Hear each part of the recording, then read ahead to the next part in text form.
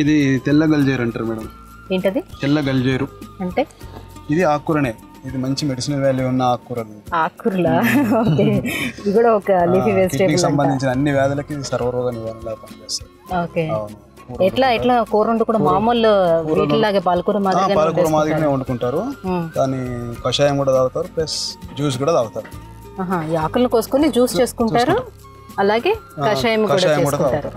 నీళ్ళలో వేసేసి మరిగించేసి అదే తాగేసారు. సో కిడ్నీ సమస్యల్ని దూరం చేస్తుంది అంటే అండి ఇది. దీని పేరేమన్నా సార్? తెల్ల గల్జేరు. గల్జేరు. తెల్ల గల్జేరు అంటే అండి. తెల్లది ఎర్రది రెండు రకాలు ఉంటుంది. ఎర్రదానికంటే ఇది ఇంకా శ్రేష్టమైన. మామూలుగా తిని చూడొచ్చా అయితే ఆకు? ఎలా ఉంటుంది టేస్ట్? పచ్చలాగా ఉంటుంది. పచ్చలు కొంచెం సాల్టీగా అలా ఉంది. బాగానే ఉంది, నార్మల్గా తినడానికి కూడా బాగానే ఉంది.